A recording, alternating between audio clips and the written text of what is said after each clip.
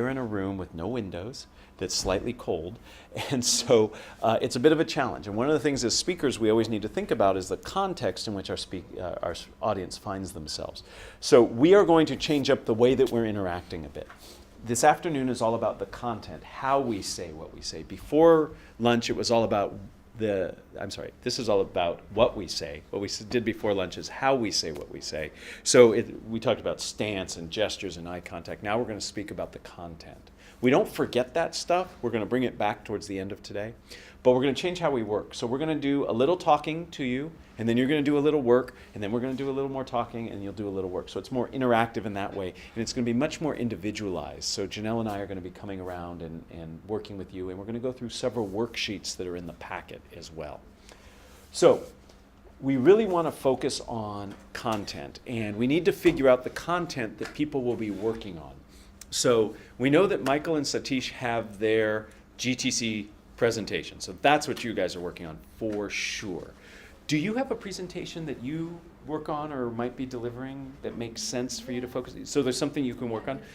Is there anybody else in the room who relates to that, or it's pretty much okay? All right. So you three on this side of the room, you have your own, and we're going to work with you individually. You guys as HR folks, is there a presentation or a type of presentation that you all could give, or there'd be value in working on together, or do you each have sort of an individual? They work together in a group, but I don't really have anything. Okay, so you guys, do you do any kind of training or walk people through certain topics? I do orientations. Okay. Okay, and on a particular topic? Or just welcome?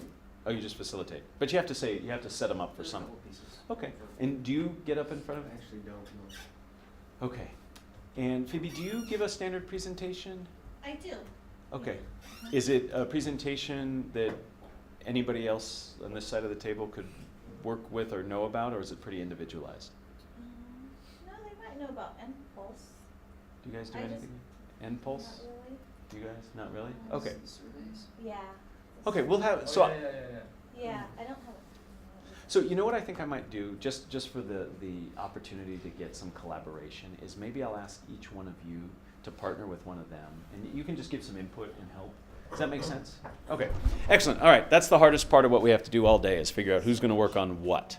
Okay, so we want to start by walking you through a process. We believe that content development is a process, and it is a process that does not just apply to the one presentation we're talking about, the GTC one or whatever.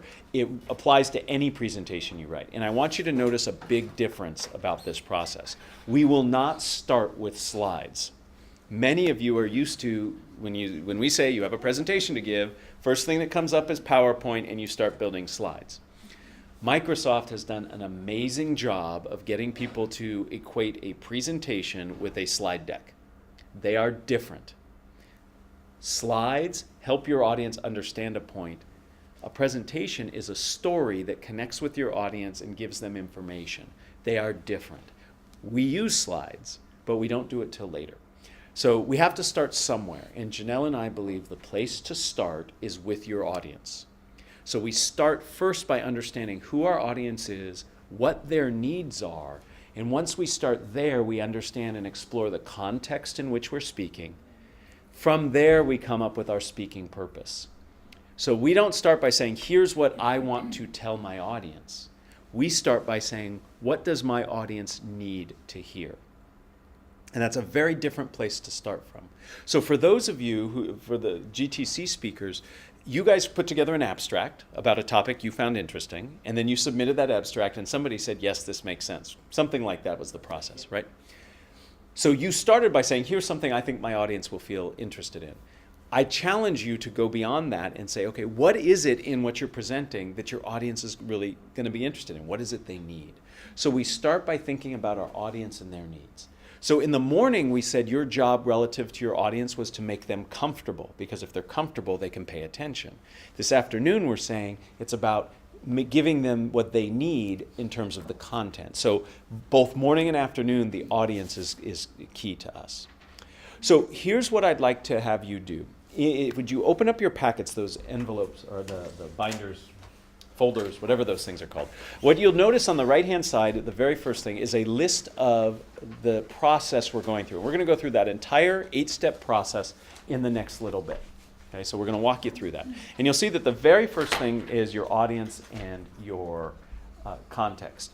If you flip to the next page, this is where we get to talking about the audience specifically. We always think about who our audience is and what it is they need from us. So to begin, in a very few moments, I'm going to walk you through your thinking on this. We're going to ask you guys to work either individually or in your groups to answer these questions. When it comes to audiences vary in lots of ways, and we have to think about our audience relative to our topic. So, what knowledge does your audience have about your topic before you present? So in some cases with GTC, each presentation has an abstract, and I don't know, do you actually call out is this very technical, moderately technical? Right. So people are self-selecting, right? So if you do a really deep dive on a real technical topic and people are expecting that, that's great. But somebody who doesn't have that knowledge should know in advance that this is going to be over their heads.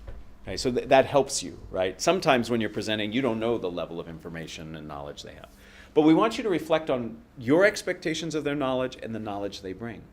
What are their attitudes towards your topic? Are they open to it? Are they going to think it's really interesting and exciting? Or is it something that they're hesitant about? Is it changing the way they have to work or asking them to do more? So you need to think about that as well.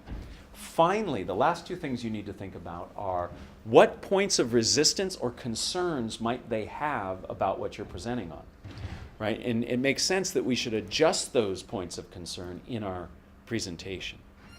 And then finally, think about the questions they might have. You might choose to answer those questions in the presentation, or you might choose to wait till they come up, if they come up, at the end of your presentation. So the bottom line is you really have to think about your audience up front. So we're going to ask you to interrogate your audience in your mind and answer some of those questions. Because with those answers, we will then begin to create our ultimate speaking purpose that we structure everything around. But we also have to think about the context, when and where you're speaking. So the rooms are set. You guys can find out, if you don't know now, soon, right? They'll know which rooms they're speaking, right? So you can see the floor plan. And you also know relative the order you're speaking in. Maybe you're early morning, maybe you're late afternoon. Do you think the time of day affects your audience? Yeah. Yeah, absolutely. So I was a high school teacher many, many years ago, many decades or so ago. I taught high school for 2 years, and I'll just tell you this quick story to give you an example of how powerful the timing is. I don't think my principal liked me very much. So I taught at a high school in South San Jose, and I had freshmen, the worst age to teach, 15-year-olds, hardest age to teach, I think. I had them right before lunch and right after lunch. And where I taught, they went to school for 4 hours straight. They had 4 classes, I was the 4th, and then they had lunch. So by the time that group of freshmen came to me, they were dead tired, right? They'd been through all these other things. If you know anything about 15-year-olds, they need to eat all the time and they need to be social, right? So by the time they got to me, they were zombies. After lunch, I had another group of freshmen. So they'd had their fun, they've seen their friends, they've had their food, and they were bouncing off the walls. And I had to teach them the same content. Do you think I had to change how I taught them? You bet. I had to change the whole thing. So what did I do? The kids who came in before lunch who were dead tired, I had the room set up in a circle. We all sat in a circle, and I cranked the air conditioner, much like it is now. You can't sleep when it's cold, and you can't sleep when everybody's staring at you. Kids after lunch, set it up in rows like we have here, crank the heat up because you can't be that active when you're warm. Okay? You have to change not just how you present, but the environment you present in. Now, of course, all of you are thinking, what is this Matt guy doing to me right now to manipulate me, right? So I'm not going to tell you. But the point is, context matters. You're, in the case of GTC, or in the case of the presentations HR folks do, people come to that presentation with lots of expectations, but it fits in their part of their day. You might be the 5th presentation they see at GTC that day. And when they come into your presentation, they are not coming in saying, I am now just listening to Michael's presentation, this is all I am listening to. They are taking what they learned before, what they expect to learn after, and they're applying it to what they're learning in that moment. So your job as a speaker is to think about that. How can you connect your content to what they've learned in other presentations, to what they've learned as part of your track or overall theme that you guys are talking to? You have to make those links for them or expect that they're making those links too. Yes, please. To be specific, my presentation at 1 p.m. It's 1 p.m. On which day? Tuesday, Is that the first day? second. Second day. Yeah, 1 p.m. second day. After lunch. You didn't win any prizes, did you?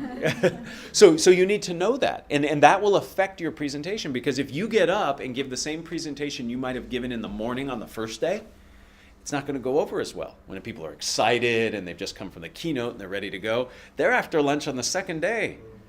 You better have some, right? So these are the things that we're asking you to think about. So, you can't just write one presentation and say, I'm going to give it this way all the time. So your challenge is to spend a few moments, and Janelle and I will circle around, and we want you to answer the questions under audience analysis and context analysis for your presentation, given what you know. Now, for you guys who are making up presentations, you can define your context. You know yours. Yours is employee orientation. It's probably every second Monday of the month at 9 o'clock or something. So you know yours. I don't know if you give yours at a regular time or not, so you get to pick yours. But think of the context that's realistic for you.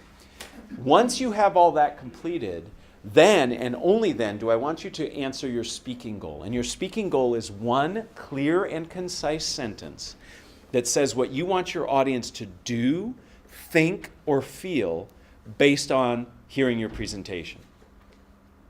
So it's not enough to say, I want them to understand whatever your topic is.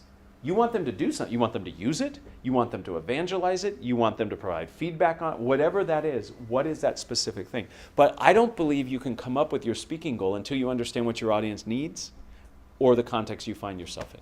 Okay, so this is where we stop talking, and then you guys start interacting, and we're going to float around and look over your shoulder and give you some comments. So we're going to give about 5 or 10 minutes to do this. And then we're going to ask a few of you to actually speak out your speaking goals. So you don't have to stand up. You'll just read it out so we have an idea of what you're focused on. So this is how the afternoon's going to go. I talk, or Janelle's going to talk for a little bit, and then you do some work. And gradually we're going to build a presentation by the time you're done. Okay? Make sense? So Janelle, if you want to work with these guys, since they have better defined presentations, I'm going to try to get these folks together, and we'll